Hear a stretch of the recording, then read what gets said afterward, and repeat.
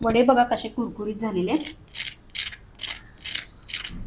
1 वाटी साबुदाणे घेतले आणि 2 वेळा स्वच्छ धुवून घेतले. पसरट ताट, भांडे किंवा प्लेट घ्यायचे म्हणजे पाण्याचा अंदाज योग्य येतो.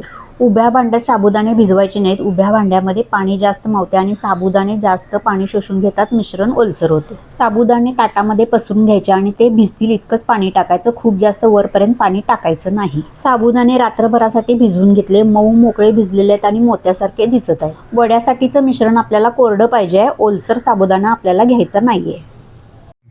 मिरची, आलं, खोबरं, जिरे बारीक वाटून घेतलेलं आहे. पाणी न घालता वाटायचं. बटाटा वाफेवर शिजवून घेतलेला आहे. खूप जास्त मऊ बटाटा पाणी शोषून घेईल अशा पद्धतीने शिजवायचा नाही.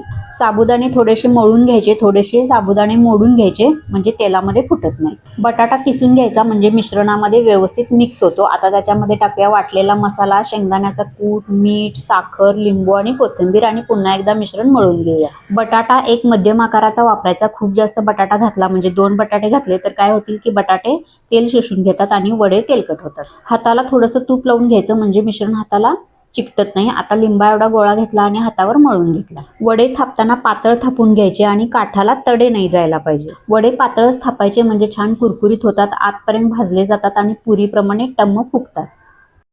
मध्यम आचेवर तेल गरम करून घ्यायचं आणि वडे आपण तळून घेऊया. वडे लगेच परतण्याची घाई नाही करायची. 1 मिनिटभर वडे असेच ठेवूया आणि 1 मिनिटानंतर त्याला व्यवस्थित वाफ आली, आकार आला की वडे आपण परतून घेऊया. वडे बघा एकदम हलके फुलके झालेले आहेत. असं दाबल्यानंतर सुद्धा हलके होऊन तेलावर तरंगतात. वडे एकदम कुरकुरीत झालेले आहेत, आतमध्ये पोकळ आणि हलके झालेले आहेत.